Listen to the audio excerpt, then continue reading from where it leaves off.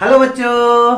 तो बच्चों आज अपन डिटरमिनेंट्स का लेक्चर नंबर 6 डिस्कस करेंगे। तो मेरे प्यारे बच्चों, कुछ बच्चों का कमेंट था कि सर लेक्चर नंबर 5 में जो आपने इंपोर्टेंट रिजल्ट्स बताए थे, तो रिजल्ट नंबर 5 और रिजल्ट नंबर 6 जिसका लैम्डा और म्यू का मान हमसे नहीं निकला है, तो कुछ बच्चों का ये डाउट था। तो पहले अपन उस डाउट को क्लियर करते हैं और फिर आगे बढ़ेंगे।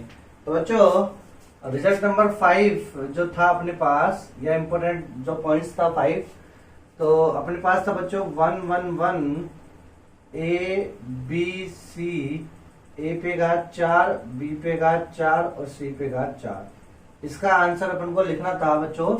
और इसको जो मैंने करा बच्चों, संक्रिया ना लगा के मुझे किसके रूप में करना है, फैक्टर फॉर्म में मुझे इसका आंसर लाना है। फैक्टर फॉर्म से क्या लाना है बच्चों, मुझे आंसर लाना है। ठीक है, तो बच्चों फैक्टर फॉर्म से जब मैं आंसर लाऊंगा, तो अब आप ध्यान से समझो बच्चों, किसी भी एक चीज को, जैसे 111 ए को मैंने बोल दिया x, तो ये जाएगा x पे घात 4 b, और ये जाएगा b पे घात 4 c, और c पे घात 4, ऐसे। ठीक है बच्चों, मैंने क्या करा, a को क्या बोल दिया x। अब ये x क्या हो गया, वेरिएबल ही तो हो गया बच्चों, चर राशि हो गई ना। ये क्या हो गई, x यानी क्या हो गया, वेरिएबल क्वांटिटी। अब बच्चों देखो, डिटरमिनेंट्स जो है, ये जो है डिटरमिनेंट्स, मैंने आपको एक प्रॉपर्टी बताई है कि यदि डिटरमिनेंट्स के दो रोज या दो पंक्ति आपस में समान हो जाए, बराबर हो जाए, तो उसका आंसर कितना रहता है, 0। समझ आया बच्चों। तो अब यदि मैं x की जगह a रखूं, यहाँ पे सॉरी x की जगह b रखूं, x की जगह क्या रखूं, b रखूं। जब x की जगह b रखूंगा तो ये हो जाएगा 1b, b पे घात 4। तो इसका मतलब ये पंक्ति और ये पंक्ति समान हो जाएगी x बराबर b के लिए। तो जब x बराबर b के लिए दोनों पंक्ति समान हो गई, तो इस डिटरमिनेंट्स का मान कितना हो जाएगा, 0। दैट मीन्स बच्चों ये जो डिटरमिनेंट्स है, ये है क्या, ये डिटरमिनेंट्स नहीं है, ये है b और c 4। तो यानी ये क्या है अपने पास बच्चों, ये है 5 डिग्री का पोलिनोमियल, 5 डिग्री का पोलिनोमियल, ये है बच्चों, ये नोमियल। तो ये 5 डिग्री का पॉलिनोमियल है। ठीक है बच्चों, अब ये जो 5 डिग्री का पॉलिनोमियल है, ये आएगा कैसे, जैसे a पे घात x पे घात 5 प्लस b x पे घात 4 प्लस c x पे घात 3 प्लस सो ऑन बराबर 0, ऐसा कुछ समथिंग आएगा बच्चों लास्ट में कांस्टेंट। ठीक है बच्चों, अब अपन क्या जानते हैं, रूट्स के बारे में क्या जानते हैं बच्चों, अपन बच्चों मूल्स के बारे में, रूट्स यानी मूल, मूल के बारे में क्या जानते हैं कि x की वे वैल्यू, x की वे सभी वैल्यू, x की वे सभी वैल्यू जिनके लिए पॉलिनोमियल की वैल्यू, यानी पॉलिनोमियल यानी फंक्शन मान लेता हूं मैं y, जिनके लिए y का मान क्या हो, 0 हो जाए, y का मान क्या हो जाए, 0 हो जाए। तो x के वे सभी मान जिनके लिए y का मान क्या हो जाए, 0 हो जाए, तो वो क्या कहलाते हैं, रूट्स कहलाते हैं। क्या कहलाएंगे बेटू, वो रूट्स कहलाएंगे। ठीक है, तो इसको ये पूरी कहानी क्यों सुनाई मैंने, इसके लिए जब मैं x बराबर b रखूंगा यहाँ पे, तो दोनों रोड सेम हो जाएगी। तो यानी x बराबर b के लिए ये 0 आ गया, तो x बराबर b क्या हो जाएगा, ये क्या हो जाएगा बच्चों, x बराबर b, x बराबर b भी ये हो जाएगा इसका रूट्स। क्या हो जाएगा बच्चों, ये रूट्स हो जाएगा। ठीक है, अब x को क्या माना था अपन ने, a, और b को इधर लिया हो, तो a माइनस बी बन गया बच्चों। समझ में आया। तो जब अपन फैक्टर करेंगे, तो इसका जो रिजल्ट आएगा वो क्या आएगा, a माइनस बी टाइप में। इसी प्रकार b माइनस सी भी लिख सकते हैं, इसी प्रकार c माइनस ए भी लिख सकते हैं। तो ये कितने रूट्स आ गए, ये 3 रूट्स आ गए अपने पास। कितने रूट्स आ गए, 3। ठीक है, लेकिन लाने कितने, अभी कितने लाने हैं अपन को, 2 रूट्स और लाने हैं। तो बच्चों 2 रूट्स लाने हैं। ठीक है, और किस सहायता से लाने हैं, ये तीनों रूट्स जो ए बी सी है, ए बी सी की सहायता से 2 रूट्स और लाने हैं। तो 2 रूट्स और लिखने ए बी सी की सहायता से, तो मैं उससे बोलूंगा यानी 2 डिग्री का, 2 रूट्स का मतलब 2 डिग्री। ठीक है बच्चों, 2 रूट्स का मतलब 2 डिग्री। तो यहां पे क्या जाएगा, 2 डिग्री की टर्म्स आ जाएगी, 2 डिग्री की टर्म्स लिखनी है, किसमें, ए बी सी की फॉर्म में, ए बी सी के फॉर्म में। ठीक है बच्चों, तो एबीसी की फॉर्म में मुझे 2 डिग्री की इक्वेशन लिखनी है। तब जाके ये क्या हो जाएगा 5 डिग्री का पॉलिनोमियल। तो ये 5 डिग्री ये 5 डिग्री क्या हो जाएगा बराबर हो जाएगा। ठीक है बच्चों, तो फैक्टर समझ में आया। यदि बच्चों अब आपको और नहीं आ रहा तो ये मतलब पॉलिनोमियल का कॉन्सेप्ट आपका बहुत कमजोर है, इसको स्ट्रॉन्ग करना पहले आपका मस्ट है। ठीक है बच्चों, तो ये चीज तो मैंने बेसिक सी बताई। चलो अब बच्चों का डाउट क्या था, बच्चों का डाउट था कि सर हमें वो समझाओ, आप क्या समझाओ कि लैम्बडा और म्यू का मान कैसे निकालना है। तो बच्चों मैंने आपसे ये बोला कि अभी मैं इसको बराबर नहीं लिखूंगा, बराबर लिखने के लिए कुछ कांस्टेंट भी आएगा। तो जैसे बराबर लिख दिया तो a minus B, B minus C, C minus A, और 2 डिग्री का ए बी सी की फॉर्म में लिखना है तो कैसे बनेगा बच्चों, ये बनेगा lambda A square plus B square plus C square minus mu, अब कितना जाएगा A B plus B C plus C. ठीक है बच्चों, ऐसा कुछ हो जाएगा। तो अब लैम्बडा और म्यू का मान मुझे निकालना है। ठीक है, तो मैंने इसको बराबर कर दिया किसके, लैम्बडा और म्यू के। 1 ए पे घात 4, 1 बी पे घात 4, 1 सी पे घात 4 बराबर दिस। ठीक है, अब लैम्बडा और म्यू का मान निकालना है तो उसके लिए मैं क्या करूंगा, पुट ए बराबर 0 on both side, on both side. ठीक है बच्चों, किसी भी एक को, तो ए को 0 कर दिया मैंने। तो जब ए को 0 करा तो ये कितना जाएगा बच्चों 1 0 0, 1 बी पे घात 4, 1 सी पे घात 4, ये आएगा बच्चों बराबर। जब मैं ए के वैल्यू 0 रखूंगा तो यहाँ कितना जाएगा बच्चों माइनस के बी, यहाँ कितना जाएगा बच्चों बी माइनस सी, और यहाँ ए की वैल्यू रखेंगे तो बच्चों कितना जाएगा सी। ठीक है, 0 रख दिया। फिर इसी प्रकार बच्चों इस ब्रैकेट के अंदर देखो ए की वैल्यू 0 तो ये lambda times B square plus के सी स्क्वायर जाएगा, फिर माइनस के म्यू। अब बच्चों यहाँ कितना जाएगा, ए की वैल्यू 0 रखेंगे, ये 0 तो केवल क्या बचेगा बी सी बचेगा। ठीक है बच्चों, ठीक है बेटू, समझ में आया, कोई दिक्कत है क्या। चलो अब इसको जब अपन हल करेंगे तो कितना जाएगा बी सी पे घात 4 माइनस सी, इसको मल्टीप्लाई करेंगे ना, R1 से प्रसार कर देंगे इसका। जब R1 से प्रसार करूंगा तो देखो क्या जाएगा 1 इसका गुणन माइनस ये गुणन, तो सी बी पे घात 4। तो ये आ रहा है बच्चों, तो LHS में ये आ रहा है। RHS में क्या क्या आ रहा है, तो RHS को भी जमाएंगे इसके अकॉर्डिंग। तो पहले देखो BC कॉमन ले लू मैं, BC कॉमन ले ली तो क्या बचेगा बच्चों सी पे घात 3 माइनस बी पे घात 3, ये बचेगा।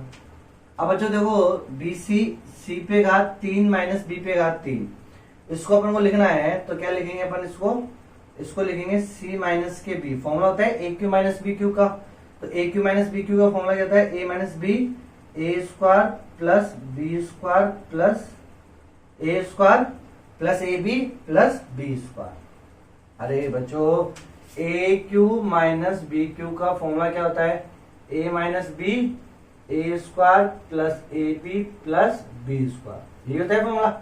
ठीक है बच्चों, कोई दिक्कत है क्या, तो ये लिख दिया बराबर। इसके साथ में क्या जाएगा बच्चों ये, अब देखो बच्चों यहाँ पे c माइनस बी है, यहाँ पे है b माइनस सी, तो माइनस कॉमन ले लूंगा तो ये कर जाएगा, तो कितना जाएगा बी सी।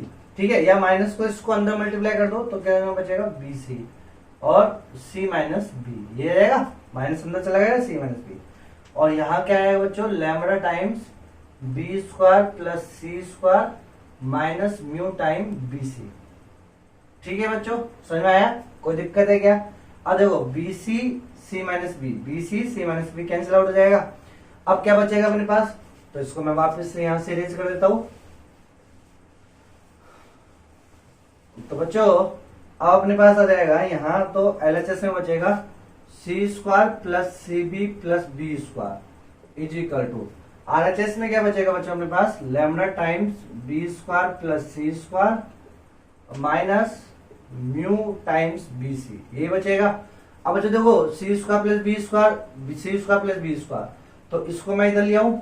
ठीक है, तो यहां से बच्चों अपन क्या करेंगे, जब मैं इसको यहां पे लेके आऊंगा तो ये हो जाएगा C square plus B square minus minus lambda B square plus C square, ये बचेगा।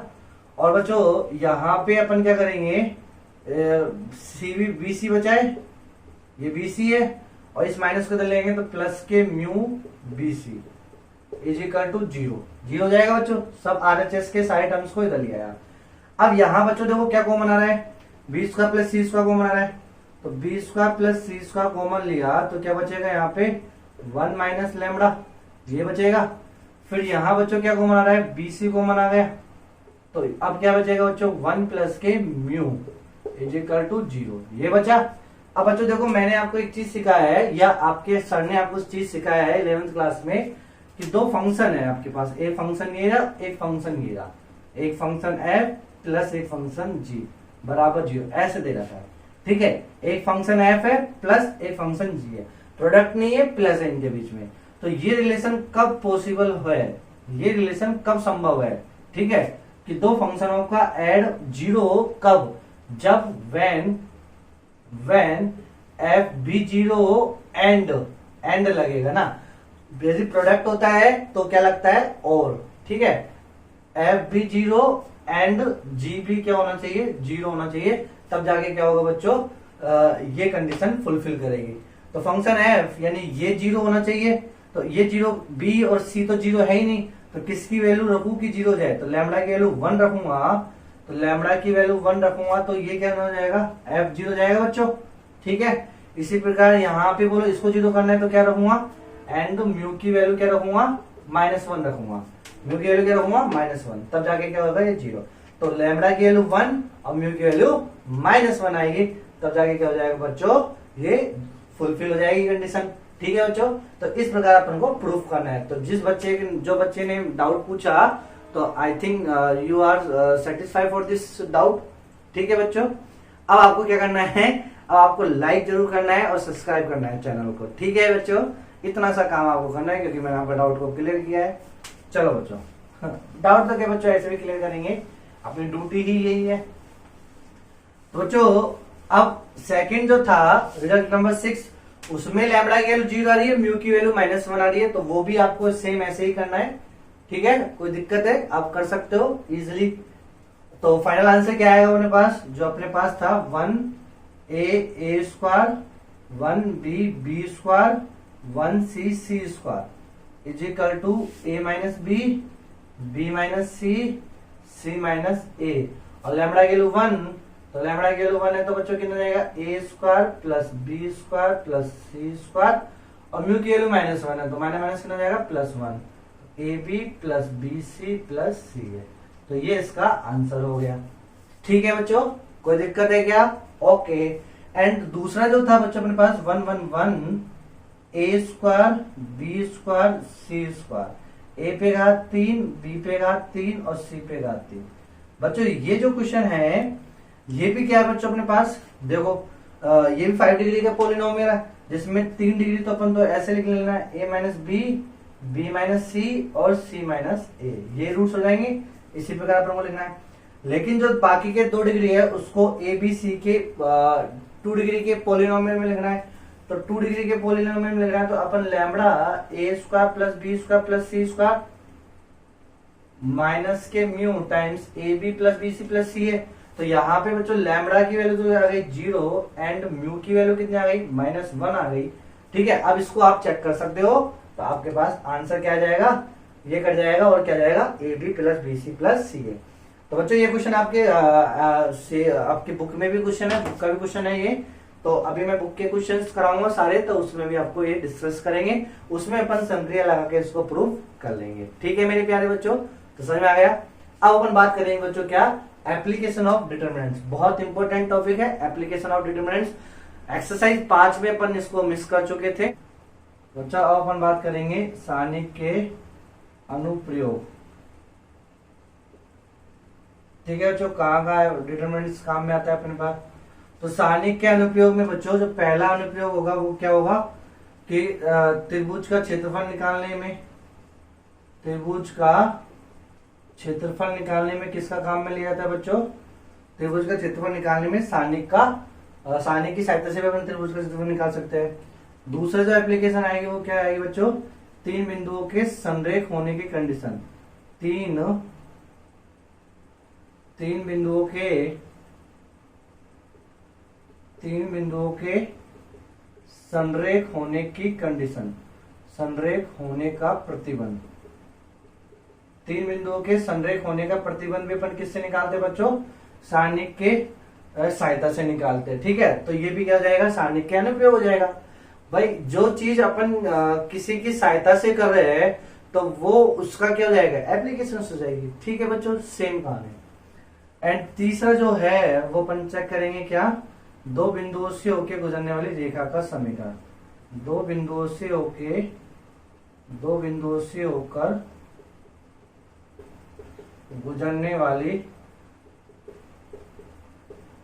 रेखा का समीकरण।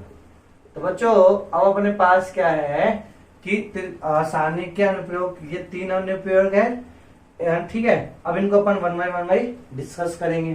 ठीक है बच्चों, अब पहला जो है वो क्या है बच्चों, त्रिभुज का क्षेत्रफल निकालना। त्रिभुज का क्षेत्रफल निकालना। अब बेसिक सी बातें करते हैं पहले त्रिभुज का क्षेत्रफल की, उसके बाद अपन आगे बढ़ेंगे सारणिक की सहायता से। तो पहले विदाउट सारणिक की सहायता से त्रिभुज का क्षेत्रफल देखते हैं। तो बच्चों त्रिभुज का क्षेत्र, ये जो त्रिभुज है आपके पास, ठीक है, ये ए शीर्ष, ये बी शीर्ष और ये सी शीर्ष। ए के सामने वाली भुजा ए है, बी के सामने वाली भुजा बी है। ठीक है, इसकी लंबाई ए, इसकी लंबाई बी, ऐसा कुछ दे दिया। अब अच्छा त्रिभुज का क्षेत्रफल मैंने बोला डेल्टा इज इक्वल टू, त्रिभुज का क्षेत्रफल क्या होता है, 1/2 आधार इंटू ऊंचाई, 1/2 आधार इंटू ऊंचाई, ये होता है बच्चों सूत्र। त्रिभुज का सूत्र क्या होता है, 1/2 आधार इंटू ऊंचाई।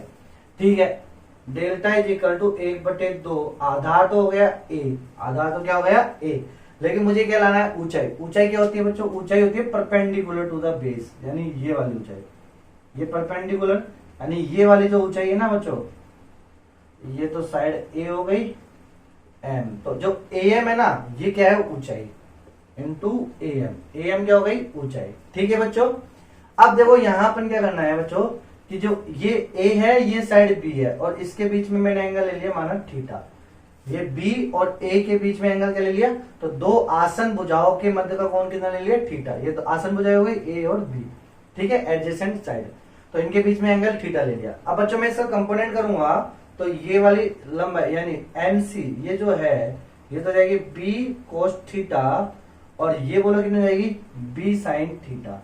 समझ में बच्चों, तो क्या लिखेंगे त्रिभुज का क्षेत्रफल 1/2 ए एम की वैल्यू बोलो कितनी जाएगी, ए एम की वैल्यू जाएगी B sine theta, A M की वैल्यू कितनी जाएगी, बी साइन थीटा। समझ में आया बच्चों, कोई दिक्कत है क्या। अब बच्चों देखो ए बी साइन थीटा आप जानते हो, ए बी साइन थीटा क्या है, यदि मैं ये जो त्रिभुज है इस त्रिभुज में ये ए वेक्टर है, मान लो ये कोई वेक्टर है ए वेक्टर, और ये त्रिभुज की दूसरी जो भुजा है इसको मैंने मान लिया बी वेक्टर, ए वेक्टर और बी वेक्टर, ठीक है, और इनके बीच का एंगल कितना है, थीटा।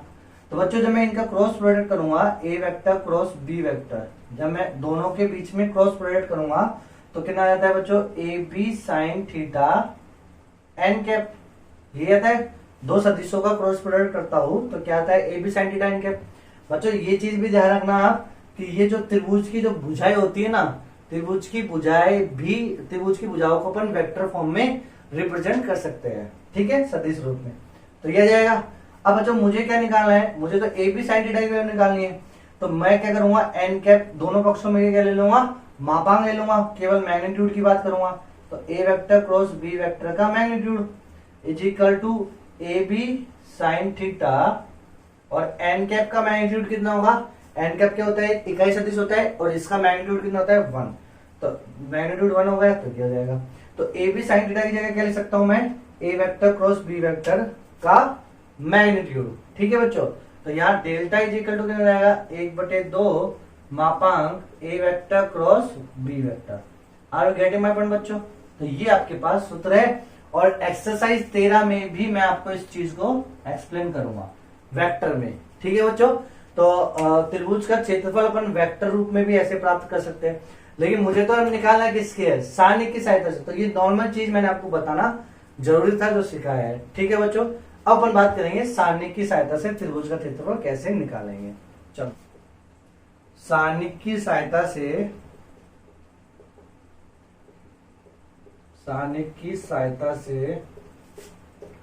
त्रिभुज एबीसी का क्षेत्रफल ज्ञात करना। ठीक है मेरे प्यारे बच्चों, तो सारणी की सहायता से त्रिभुज एबीसी का क्षेत्रफल ज्ञात करना, जबकि आपको ए के शीर्ष दे रखे x1, y1, बी के दे रखे x2, y2 और सी के शीर्ष आपको दे रखे x3, y3। ठीक है बच्चों, तो अब आप त्रिभुज ऐसे बनाओगे, शीर्ष दिखा दो, a x1, y1 इसके निर्देशांक, b इसके निर्देशांक बोलो कितने x2, y2 और ये c इसके निर्देशांक बोलो कितने x3, y3। ठीक है बच्चों, कोई दिक्कत है क्या? चलो अब अपन को क्या करना है बच्चों, यहां से वेक्टर निकालना है आसन। तो बच्चों वेक्टर निकालने के लिए अपन ने क्या करा, मैंने इसको एक वेक्टर मान लिया, इस साइड को, और मैंने इस साइड को वेक्टर मान लिया, और इनके बीच में एंगल कितना मान लिया, थीटा। ठीक है बच्चों, अब मुझे क्या करना है, इस वेक्टर को मैंने मान लिया, मान लो p वेक्टर, और इस वेक्टर को मैंने मान लिया बच्चों q वेक्टर। तो जब त्रिभुज का क्षेत्रफल जब मैं लिखूंगा वेक्टर फॉर्म में, तो 1/2 p vector cross q vector का क्या लिखना है बच्चों, मुझे p vector cross q vector का मैग्नीट्यूड लिखना है, यही सूत्र बनेगा।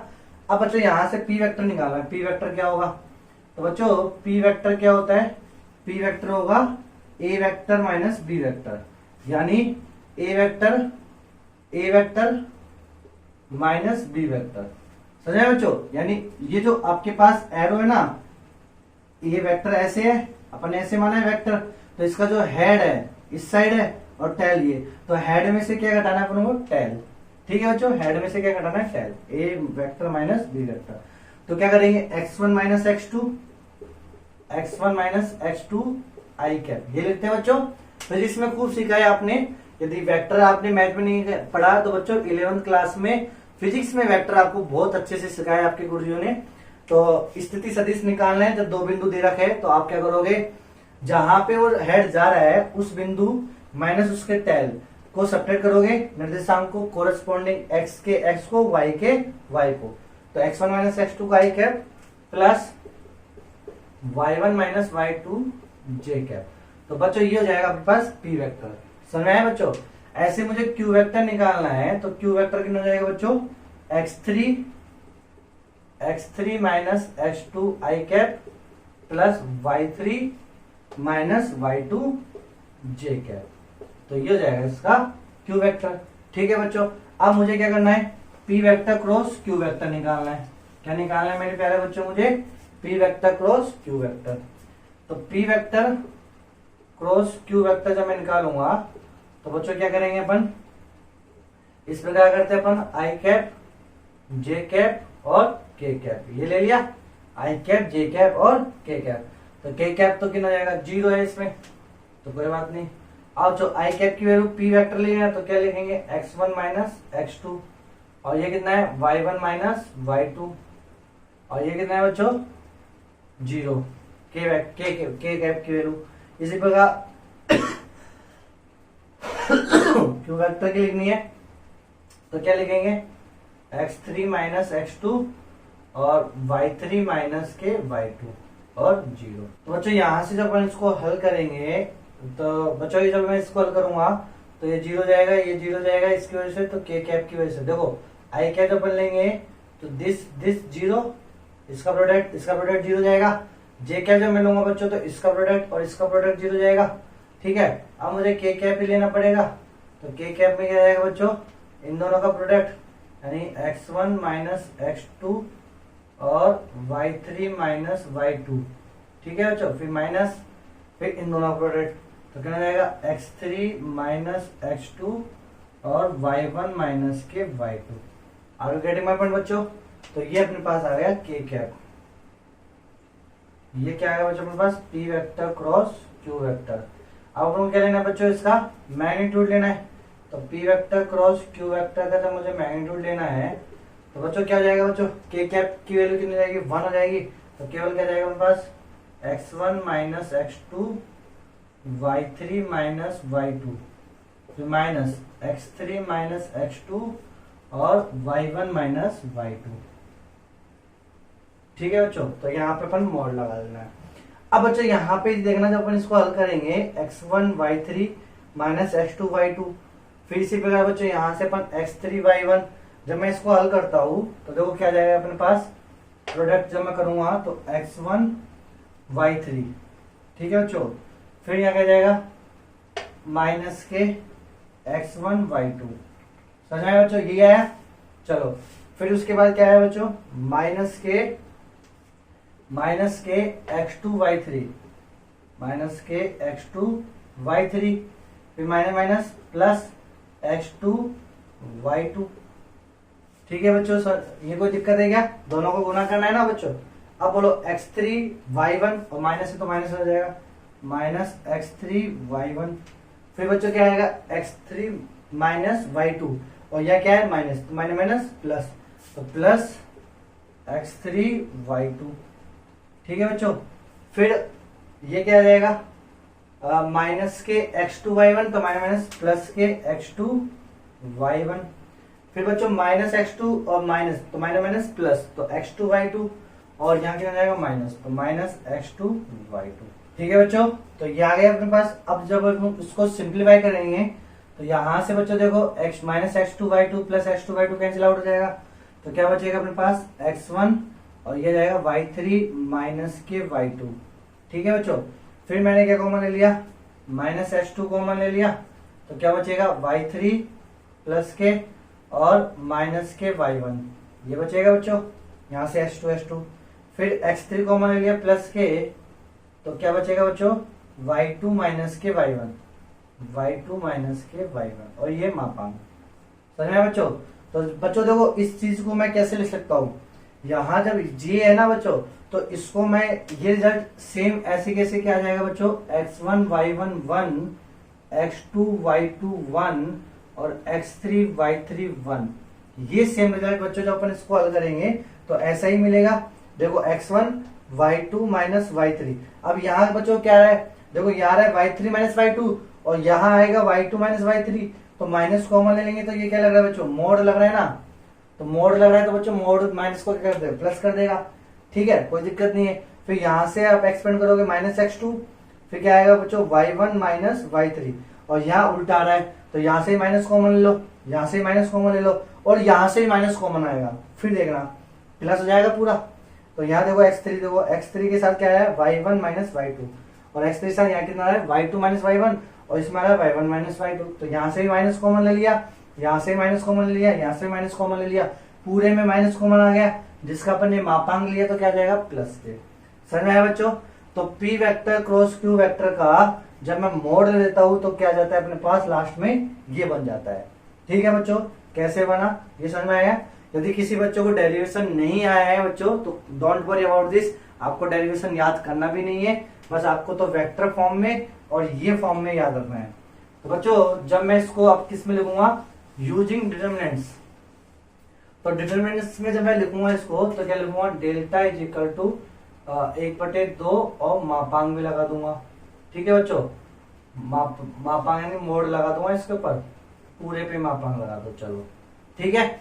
और क्या जाएगा, तो x1 y1 1, x1 y1 1, x2 y2 1, x3 y3 1, ये आ गया बच्चों, ठीक है कोई दिक्कत है क्या। और ये इसको अपन मल्टीप्लाई करेंगे, मतलब इसको एक्सपेंड करेंगे तो यही खुलेगा अपने पास, ठीक है मेरे प्यारे बच्चों, समझ में आया, कोई दिक्कत है क्या। ओके अब बात करेंगे अपन बच्चों सेकंड की। तो पहली एप्लीकेशन में सारणी की सहायता से त्रिभुज एबीसी का क्षेत्रफल ज्ञात करना हो तो अपन ये वाला सूत्र लगाएंगे। अब सेकंड एप्लीकेशन है बच्चों, सारणी की सहायता से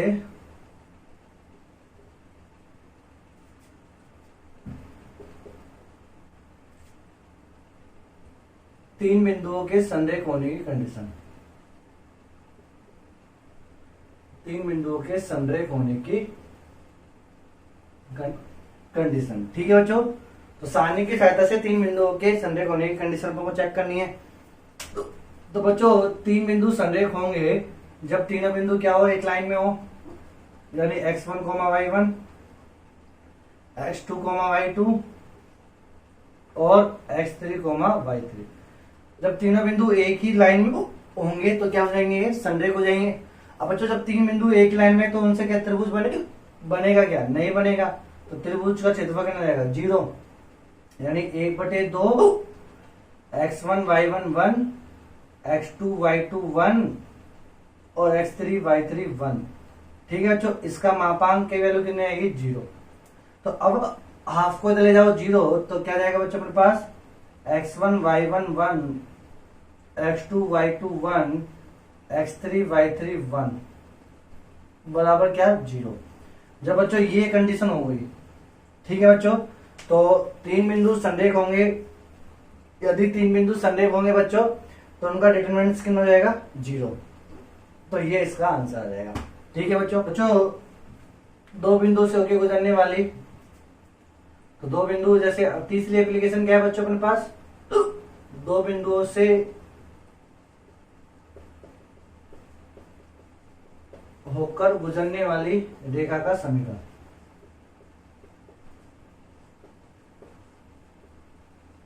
रेखा का समीकरण, और 2 बिंदु दे दिए आपको x1, y1 and x2, y2। ठीक है बच्चों, तो जब 2 बिंदुओं से रेखा का समीकरण निकालना है मापांक रूप में, तो क्या जाएगा बच्चों x1 y1 1, x2 y2 1 बराबर 0। अब ऐसा क्यों करा बच्चों मैंने, देखो सेम कहानी बच्चों, इसमें बस तीसरे बिंदु की जगह मैंने क्या मान लिया x, y। ठीक है बच्चों, जब एक रेखा है तो रेखा पे 3 बिंदु, एक तो x1 y1 x2 y2 दे रखे, और तीसरा क्या है x1 जो एक चर है, समीकरण के रूप में लिखना है मुझे। तो ये तीनों बिंदु क्या हो जाएंगे, एक ही रेखा पर हो जाएंगे। तो मैंने x1 y1 1। तो ये बच्चों अपने पास क्या था, सारणिक की एप्लीकेशंस थी जो मैंने आपको बताई। ठीक है बच्चों, अब अपन आगे बढ़ेंगे कैसे अपन अवकलन करते हैं सारणिकों का, कैसे समाकलन करेंगे और कैसे अपन उसका समेशन करते हैं। ठीक है।